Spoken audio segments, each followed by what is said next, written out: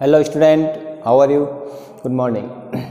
तो पिछले वीडियो में हमने पढ़ा था कि जनरलाइज कैसे करते हैं ट्रांजैक्शन को, तो उसी से रिलेटेड एक क्वेश्चन है, ठीक है, जो मैंने एग्जांपल के तौर पे लिया है आपको एक्सप्लेन करने के लिए, समझाने के लिए कि आपको क्वेश्चन जो है वो कैसे सोल्व करना है, ठीक है, ट्रांजैक्शन किस टाइप से लिखे हुए आएंगे। तो यहाँ पर 5 ट्रांजैक्शन लिखे हुए हैं। फर्स्ट लिख रखा है started business with cash 1,40,000। Second लिख रखा है goods purchase on credit 30,000, goods purchase with cash 20,000, goods sold for cash 29,500, paid wages 500। फिर लास्ट में लिख रखा है journalise the following transaction in the books of Rajesh. यहाँ पर लिख रखा है राजेश की बुक में इनको जनरल करना है। तो हमने सबसे पहले क्या करना है, जनरल का फॉर्मेट बनाना है, ठीक है। इनको ट्रांजेक्शन को रिकॉर्ड करने के लिए सबसे पहले जनरल का फॉर्मेट जो मैंने यहाँ पहले से बना रखा है, इसमें सबसे पहले हेडिंग में आपको लिखना है जर्नल ऑफ राजेश, नाम लिखना है ऊपर जो भी बिजनेस में, ठीक है, नेम है बिजनेस का वो, और 5 कॉलम होंगे, फर्स्ट डेट का, फिर सेकंड पर्टिकुलर का, फिर एलएफ का, DR amount, CR amount, total 5 column बनाना है, ठीक है। अब डेट वाले कॉलम में तो आपको डेट लिखनी है, लेकिन इस क्वेश्चन में डेट नहीं है, ठीक है, तो आप डेट वाला कॉलम खाली छोड़ सकते हो। अब पर्टिकुलर में आपको एंट्री लिखनी है जो हमने कल सीखी थी पिछले वीडियो में, और यहाँ पर एलएफ वाला कॉलम भी अभी खाली छोड़ना है, क्योंकि हम लेजर में जब लिखते हैं तब लिखना है ये। और डीआर अमाउंट और सीआर अमाउंट, डीआर वाले अमाउंट में डीआर की अमाउंट, सीआर वाले में सीआर की अमाउंट लिखनी है। तो हम सबसे पहले वही रूल लगाते हैं, ठीक है, स्टार्टेड बिजनेस विद कैश, कौन कौन से अकाउंट इफेक्टेड हो रहे हैं इसमें। तो ये तो वाला तो एग्जाम्पल हमने कल सोल्व किया था, इसमें 2 अकाउंट इफेक्ट हो रहे हैं, एक तो कैपिटल और एक cash. Started business with cash में पिछले वीडियो में हमने सीखा था कि इसमें 2 अकाउंट इफेक्ट हो रहे हैं, एक तो कैपिटल और एक कैश। तो कैपिटल तो होती है सीआर इसमें, और कैश होता है डीआर। तो इसको जनरलाइज कैसे करना है, ठीक है। तो जैसे कि यहाँ पर ये फॉर्मेट है, तो इसमें कैसे लिखोगे, फर्स्ट वाले डेट वाले कॉलम में डेट लिखनी है, यहाँ मैं नंबर 1 लिख रहा हूँ क्योंकि इसमें डेट नहीं दी हुई है।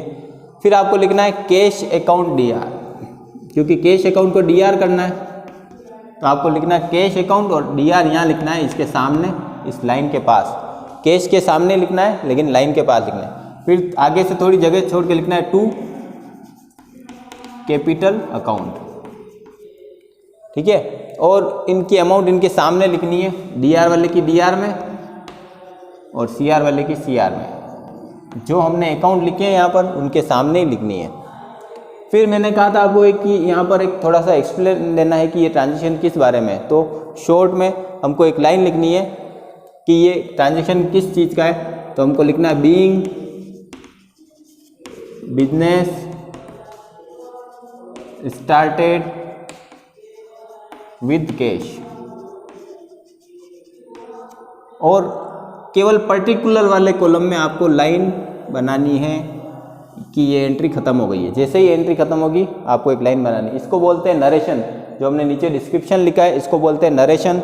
ये नरेशन हर एंट्री में लिखना है, और नरेशन खत्म होते ही हमको क्या करनी है, लाइन बनानी है कि ये फर्स्ट एंट्री हमारी खत्म हो गई है। जैसे ही एक एंट्री खत्म होगी केवल पर्टिकुलर्स वाले कॉलम में ही लाइन बनानी है। फिर आपको सेकंड एंट्री करनी है। अब देखो second, goods purchase on credit. तो यहाँ पर 2 चीज़ें हैं, एक तो आ रहा है गुड्स और एक आ रहा है क्रेडिट, यानी उधार पर खरीदा है तो किसी पर्सन से खरीदा होगा हमने, तो वो पर्सन है, उस पर्सन को हम बोलते हैं क्रेडिटर्स, ठीक है, क्रेडिटर्स बोलते हैं, ठीक है, जिससे हम उधार पर खरीदते हैं उसको बोलते हैं क्रेडिटर। अगर नाम नहीं दिया हो तो हमको क्रेडिटर लिखना है, अगर नाम दे रखा हो तो हमको वही नाम लिखना है। जैसे यहाँ पर लिख रखा होता goods purchase on credit from Ram या मोहन, जो भी नाम है तो वो नाम लिख लेते हैं हम यहाँ पर। तो यहाँ पर क्रेडिटर्स, और दूसरा आ रहा है गुड्स परचेज। तो जो हमने सीखा है, टर्म्स सीखी थी अकाउंटिंग की टर्म्स, उसमें हमने सीखा है कि जो हम गुड्स खरीदते हैं उसको बोला जाता है परचेज। क्या बोला जाता है? परचेज बोला जाता है, ठीक है। क्या बोला जाता है? परचेज। परचेजेज का मतलब गुड्स सेल करने के लिए खरीदना। तो यहाँ पर हम गुड्स का अकाउंट भी नहीं बनाएंगे, ठीक है, गुड्स का कोई अकाउंट नहीं बनता। गुड्स का जो अकाउंट होता है उसमें परचेज और सेल्स ही लिखा जाता है। तो ये परचेज और एक बन रहा है क्रेडिटर, 2 अकाउंट बन रहे हैं, ठीक है। अब क्रेडिटर जो है वो पर्सनल अकाउंट है, क्रेडिटर क्या है? Personal account. पर्सनल अकाउंट का मतलब पर्सन है तो आपको रूल फॉलो करना है कि debit the receiver and credit the giver. तो इसमें ये देखना है कि ये जो है क्रेडिटर्स वो क्या है, देने वाला है या लेने वाला। तो हमने जब इससे परचेज किया है क्रेडिट पर तो ये हमको दे रहा है गुड्स, क्रेडिटर क्या कर रहा है, हमको गुड्स दे रहा है, तो ये क्या होगा, CR होगा। क्या होगा, CR, क्योंकि इसने हमको दिया है गुड्स तो देने वाले को CR। और परचेज है गुड्स, गुड्स यानी कि कोई एसेट मान लो, तो एसेट हमारे अंदर आ रही है, बढ़ रही है, तो परचेज यानी गुड्स आ रहा है तो वो होगा DR, क्योंकि गुड्स जो है वो स्टॉक होता है, मतलब हमारी एसेट होता है ना गुड्स, तो वो आ रहा है तो वो हो गया DR और क्रेडिटर हो गए CR। तो परचेज जो है वो एक्सपेंसेज भी मान सकते हो तो DR है, ठीक है। तो क्रेडिटर्स तो होंगे CR और परचेज होगा DR। तो इसकी एंट्री क्या बनेगी, परचेज अकाउंट DR, इसके सामने ही लिखना है DR, और टू क्रेडिटर्स, ठीक है, और इनके अमाउंट यहाँ लिख देनी है 30,000,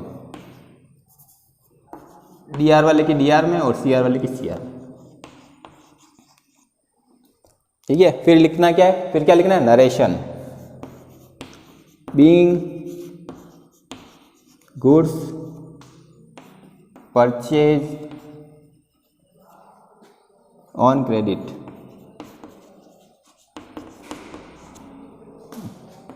फिर यहाँ पर लाइन बनानी है, ये ट्रांजैक्शन खत्म होती। तो इसी टाइप से हर ट्रांजैक्शन आपको रिकॉर्ड करना है, ठीक है। और देखते हैं आगे, अगला है गुड्स परचेज विद कैश। अब हमने इसको कैश पे खरीदा है तो यहाँ पर क्रेडिटर की जगह कैश आ गया है, बस यहाँ पर क्रेडिटर था पहले, उसकी जगह आ गया कैश। तो कैश जो होता है वो रियल एसेट का है, एसेट अकाउंट है, तो एसेट में क्या होता है, आता है तो DR और जाता है तो CR। तो कैश जब हम परचेज करेंगे, कुछ चीज़ खरीदेंगे, तो ये तो चीज़ आ रही है और कैश क्या होगा, हमारा जा रहा है, हम उसको पैसा देंगे, तो ये हो जाएगा CR, यानी क्रेडिटर की जगह कैश लिख देना। जब हम कैश पे खरीदेंगे तो सेम एंट्री होगी, यहाँ पर क्रेडिटर की जगह आ जाएगा कैश, तो यही एंट्री करनी वापस, purchase account DR to cash account, amount 20। फिर narration, being goods purchase for cash,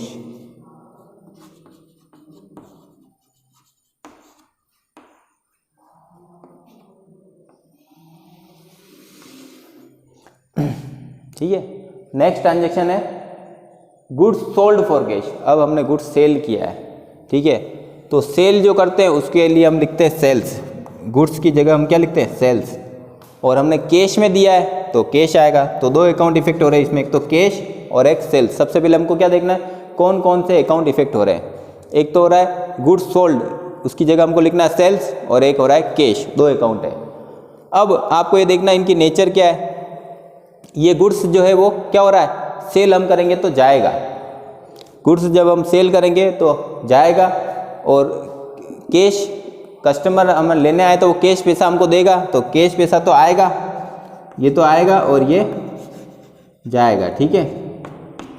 जब ये आता है और ये जा रहा है तो जो चीज़ आती है उसको DR करना है, और जो चीज़ जाएगी वो CR, यानी कि जो चीज़ आती है उसको DR करना है और जो चीज़ जा रही है उसको CR करना है। तो कैश तो हो जाएगा DR और सेल्स हो जाएगा CR।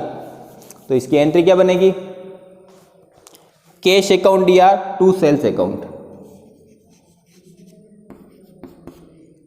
Cash account DR to sales account, ठीक है, 29,500।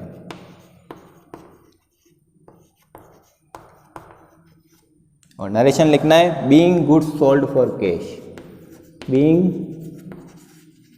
Goods sold for cash,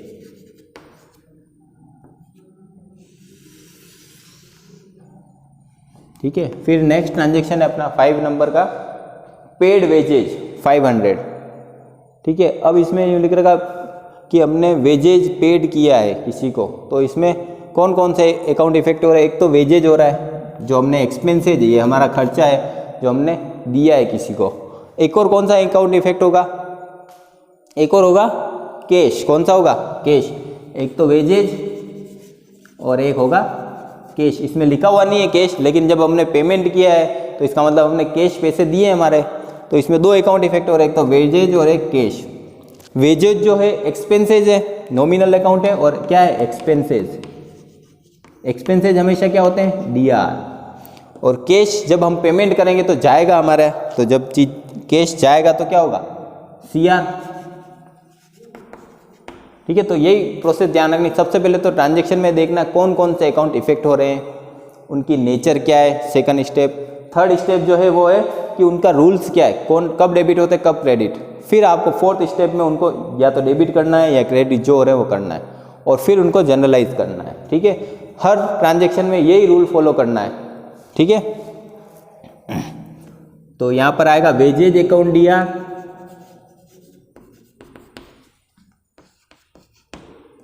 to cash. Narration लिखना है बीइंग वेजेज पेड।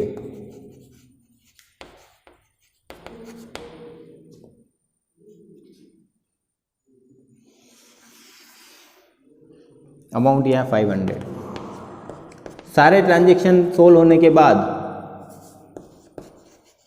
जितने भी ट्रांजैक्शन है इन सबको हमने सोल्व कर लिया है। इसके बाद हमको इन दोनों अमाउंट वाले कॉलम की टोटल लगानी है। ठीक है, यानी जो अमाउंट वाले दोनों कॉलम है उनकी टोटल लगानी है। आप देख सकते हो दोनों तरफ सेम अमाउंट है, इधर जो अमाउंट है वही इधर है। ठीक है, तो दोनों की टोटल सेम आएगी। तो कितनी आएगी इसकी,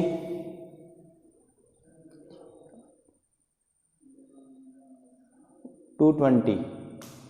ठीक है, 2,20,000, 2,20,000 दोनों साइड आएगी टोटल। ठीक है, ये टोटल लगानी है और इसके सामने पर्टिकुलर्स वाले कॉलम में लिखना है टोटल। ओके, तो इस टाइप से आपको क्वेश्चन सोल्व करना है। तो यही रूल फॉलो करने। अगर कुछ अलग होगा, यानी कुछ अपवाद जो होते हैं वो होंगे, तो हम उनको अलग से एंट्री पढ़ लेंगे कि, और उनको अलग से मैं लिखवा दूंगा एंट्री की, इस ट्रांजैक्शन की ये एंट्री होती है, और वो आपको लर्न करनी पड़ेगी। बाकी हर ट्रांजैक्शन में आपको यही रूल फॉलो करने। सबसे पहले अकाउंट देखो, उनकी नेचर देखो, फिर डेबिट और क्रेडिट करो, और फिर यहाँ पर लिखना है। ओके, तो नेक्स्ट हम पढ़ेंगे अगले वीडियो में। Thank you very much.